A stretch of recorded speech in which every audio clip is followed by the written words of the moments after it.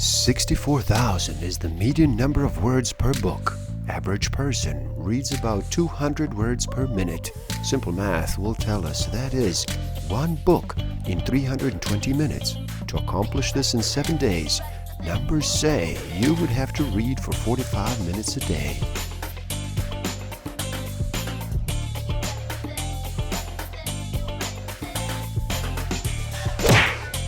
Don't forget to subscribe.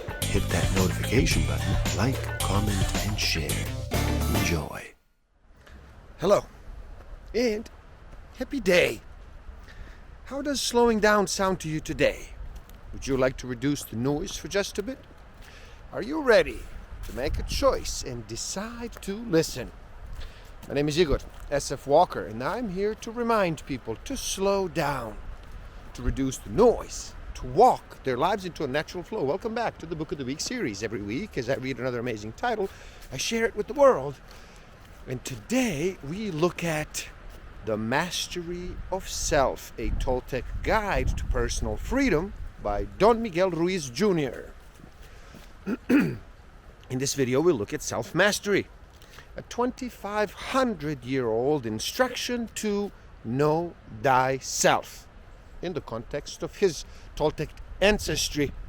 The message conveys exactly this and much, much more. It represents ancient wisdom in one way and helps us to apply this timeless truth of know thyself in our everyday lives. Understanding the teachings is the first step, but applying them is what makes you a master. Stick around till the end. I will share with you some tools that I do have and use that will help you tremendously in this game of life. Discover a way to find out what actually motivates you, what innate human need is driving all of your decisions and your behavior. I will share some tools to improve your self-awareness, social awareness, self-management, and relationship management. I choose to forgive. I choose to engage. I choose to take action. I choose to use my voice for healing, and I choose to express the power of my intent through unconditional love. I am a co-creator of the dream of the planet, and I choose to end the cycle of conditional love. Living with a quiet mind creates a state of pure bliss that comes from being entirely in the moment. Truly nothing matters but the present, because that is the only place where life can express itself. This is a state that many of you have experienced in some point in your life, when you were completely engaged in the now. Now, can you remain calm and balanced when dealing with others, seeing them and yourself through the eyes of unconditional love, and consequently not be drawn into the drama of the party? When you become a master of self, when you can engage the dream of the planet and everyone in it without using sight of your authentic self, and while maintaining the awareness that every choice you make is your own.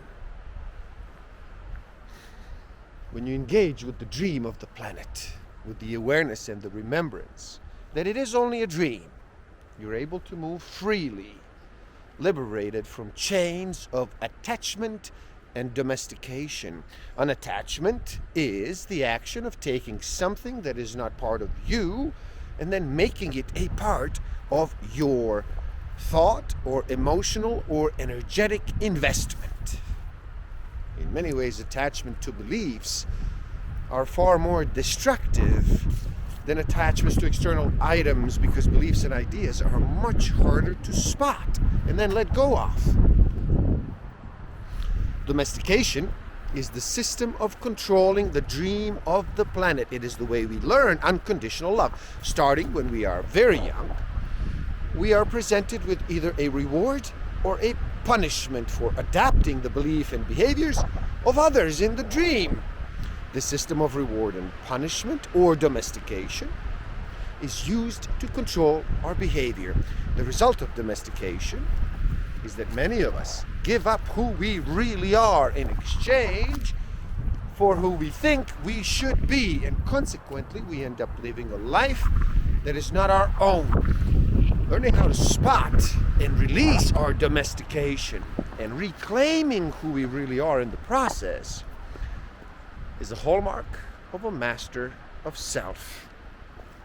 Your beliefs now define you, and they will dictate your choices. You are no longer the master of your own self, as your domestication and your attachments are controlling you.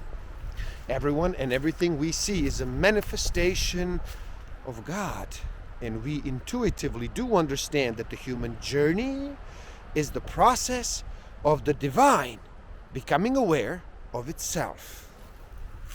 Anytime guilt and shame are deployed as tools to provoke action, this actually counters any good that has been achieved. Eventually, these negative elements will resurface in one way or another, as humans are the only animals on the planet that self-domesticate.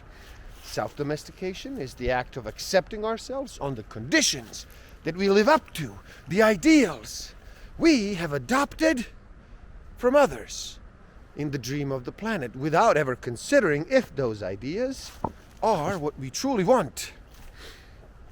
The key difference is that with a preference, we come from a place of self-love and self-acceptance, whereas with domestication, we start from a place of shame, guilt, and not being enough. Now, a master of self is one who can look within and determine his or her true motive for those lost in the fog. God just happens to be the focus of devotion that religion is centered on. In other words, the beliefs and rituals of religion are more important than experiencing God in the present moment. Now, this is the power of unhealthy attachment. At its core, domestication is a system of control, and conditional love is its primary tool. Consequently, the moment you start to control others is the same moment that you place conditions on your love and your acceptance of them. When you self-domesticate, you're attempting to control your own actions based on shame, guilt, or perceived reward, rather than unconditional love. In the Toltec tradition, the voice in your mind is referred to as the narrator, the one that speaks to you throughout the day. When you are self-domesticating, they say that the narrator is acting as a parasite, draining your energy through internal negative self-talk. The voice of the parasite uses your beliefs formed through domestication and attachment to hold power over you by placing conditions on your own self-love and self-acceptance. The parasite keeps you trapped in fog, unable to see the truth of who you really are and the potential that you do hold in your heart. When the voice shares commentary that inspires you to live, create, and love unconditionally, this is now constructive self-talk, and in Toltec tradition, they say that the narrator is now acting as an ally, helping you navigate the dream of the planet in a peaceful and a productive way. When the narrator is your ally, it points out to the truth in every situation, reminding you that you are in control of your life and that you do have the ability to do make a positive difference in the world. And although the ally is still a reflection of the truth, it is what you do see in the mirror when the fog is cleared. A master of self recognizes the power of the word and knows that every single judgment the parasite utters can be transformed and used by the ally. Making the switch to do so is the unconditional self-love in action. While many people choose to listen and focus on the voice of the parasite, it is critical that you train your mind to see through the eyes of the ally, and there is no better place to do this than in your own personal story.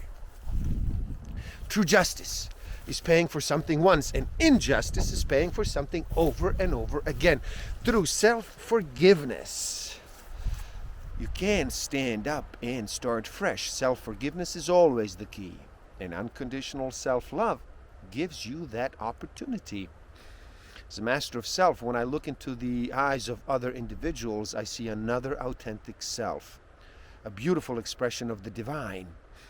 No matter where this person is in the process of awakening, I respect that his or her intent is just as powerful as mine, and doing so is an act of unconditional love. If they do not agree to your demands, then they will receive the punishment of your judgment. Remember, every time you judge someone, you're punishing that person for not following agreements they never agreed to. If your response, on the other hand, is from conditional love, by definition shows the other person respect. And even if you ultimately disagree with their views or actions, mutual respect is the key that allows true peace to occur in the dream of the planet. This respect also allows everyone to experience the benefits and the consequences of their own choices and actions. When conditional love dominates the dream of the planet, any semblance of peace and harmony occurs through force, when one person or persons subjugate the will of the others. Governments are famous for this type of behavior. And history is littered with examples of one group controlling another group through the belief that might makes right. I am responsible for what I say, but I am not responsible for what you hear. What really matters is our intention. When we come from a place of unconditional love, we can have the confidence that whatever action we take is the right one, and the outcome of any situation is beyond our control. Committing to act from a place of unconditional love eases this anxiety, as we know that our action and our actions after that are coming from a place that is true to our being. When you do look back and review the beliefs, the ideas, and the conditions that you have tried to live up to, you often realize that their origin is in the domestication that you have experienced in the past. This can be a very troubling realization for some people, depending on the level of the subjugation you experienced growing up. If those in power inflicted their will on you via force or manipulation, and especially if the subjugation was harsh or even extreme, it can be very difficult and almost impossible in some cases to see them through the eyes of unconditional love. Repeating, no one else is responsible for your emotional reactions except you. Others can say and do anything they like, but what happens inside of you is only the result of what you are thinking and feeling. Consciously making different choices can be scary. You are leaving your tried and true safe zone and entering into the unknown. Being a master of self does not mean that you may not be afraid when you make a new choice. You absolutely may be, especially when the choice pushes the limits you have previously set for yourself and thereby moves you into a new place. But it's only in the realm of the unknown that the true transformation can happen, when making a choice you know you need to make to evolve despite any fear that arises is very different from allowing fear to dictate your choices. And this is a self-evident truth that often escapes people.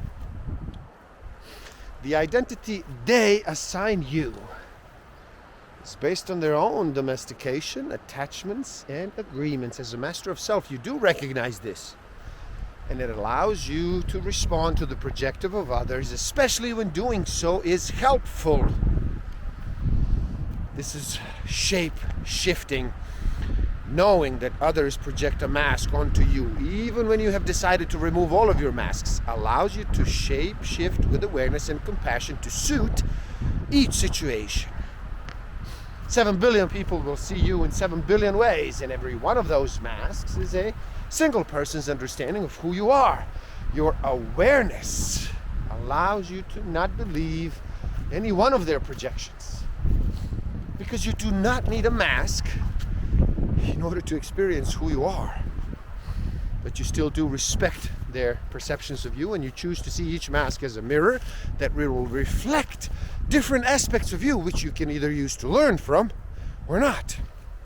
A shapeshifter is formless because life is formless. By being aware of the masks others project onto you is critical. It is as equally as important to be conscious of when you are projecting masks onto others. When you project identities or roles onto others, you create a set of expectations for their behavior. Now, the fog of conditional love has crept back in to cloud your vision. Through the projection of this mask, you create an identity for this person in your mind, and then you judge him or her for not playing the part the way you want. If you are unaware, you can do this with your parents, children, friends, co-workers, or anyone, really. One of the greatest temptations you will face as you navigate the dream of the planet is to believe that any mask you wear is real. This is true regardless of whether or not someone else projected a mask onto you, or if you've created the mask for yourself. A master of self sees the mask as a tool and uses this tool effectively when it is helpful to do so, because she doesn't internalize the identity associated with any mask. She's able to remove it easily and return to her authentic self when the time for the mask is over. When you do live your life from a mindset of trust rather than a place of fear, the result is that you stop trying to control, force people and situations that are happening around you, and instead you surrender to whatever life brings. Now, this doesn't mean you don't try to change things when it is within your power to do so.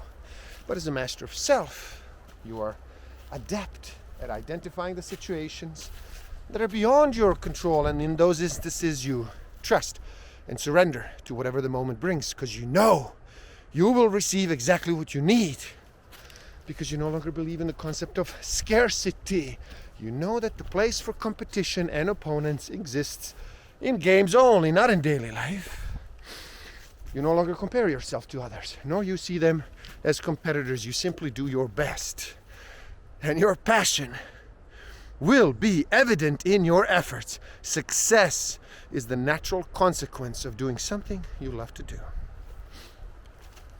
The idea that you are not enough is an ancient one, and it has been postulated in myths and legends since the beginning of recorded history. I do find it amazing how many people in the dream of the planet have been domesticated into believing that they do have some sort of an inherent internal deficiency. And it is this belief that the parasite uses to take over your mind. You are more than enough. You are perfect and complete exactly as you are. You're not flawed, broken, damaged, or irredeemable. Much of the suffering you have experienced is self-inflicted, and it can be traced back to believing this untruth. This feeling of unworthiness is the primary reason you withhold unconditional love for yourself. In the end, you do understand that you are unique in your experience of life, because no one else knows life from your perception but you, and it is liberating to become aware that you only control your own will. And this knowledge allows you to enjoy everything you experience and do. When you realize that there is no need to work so hard to be someone you think you should be, because you are already perfectly yourself.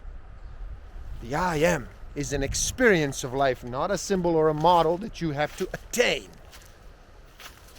In this way, the inner war is over again and again and again. As a master of self, peace reigns. For a master of self, this comes from forgiveness, by letting go of any poison that you're holding on to. If you let that poison drown you, then you become part of the same cycle that has brought suffering into this world. To forgive the dream of the planet for the darkness is to forgive any place of darkness within ourselves. And there you have it, the master of self. Please do help out. It is easy. Simply like this video so more people can enjoy it. Share it too and spread the word. Leave a comment and share your thoughts. Subscribe to my channel and stay up to date. And the link to this book is in the description below. So buy it and read. Never stop learning, especially learning about yourself and nature. So gift yourself by taking the free human needs test on my website and find out what actually motivates you. What innate human need is driving all of your decisions and your behavior.